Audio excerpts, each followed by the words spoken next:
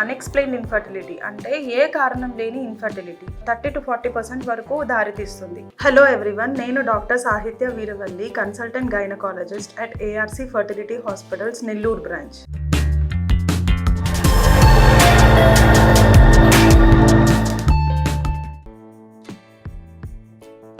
దీనిలో ముఖ్యంగా మనం ముందు చెప్పినట్టు మేల్ ఫ్యాక్టర్స్ అన్నీ బాగానే ఉంటాయి, మేల్ టెస్ట్లు అన్నీ బాగానే ఉంటాయి, అలాగే ఫీమేల్ పరంగా అన్ని టెస్ట్లు బాగానే ఉంటాయి. ఒకటి మెయిన్గా ఇవన్నీ బాగానే ఉన్నా ఎందుకు ప్రెగ్నెన్సీ రాలేదు అనేది మనం చూసుకోవాలి.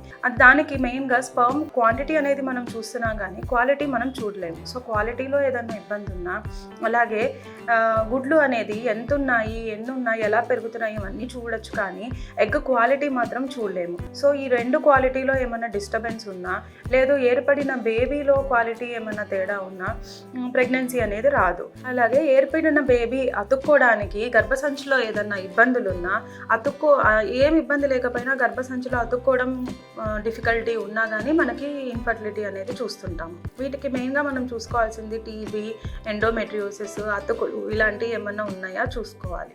అలాగే జన్యుపరమైన లోపాలు ఏమైనా ఉన్నాయా చూసుకోవాలి. అండ్ ఇంకొకటి ఆటో ఇమ్యూన్ అంటారు, అంటే మన బాడీలో మన సెల్సే మన బాడీ రిజెక్ట్ చేసేస్తుంది. అలా ఏమైనా ఆటో ఇమ్యూన్ రీజన్స్ ఏమైనా ఉన్నాయా చూసుకోవాలి. ఇవన్నీ చూసుకొని కంటిన్యూస్గా ఒక 3 to 6 months చిన్నపాటి ట్రీట్మెంట్ ఇస్తున్నా ప్రెగ్నెన్సీ అనేది రావట్లేదు అని అంటే మనం దాన్ని సీరియస్గా తీసుకోవాలి.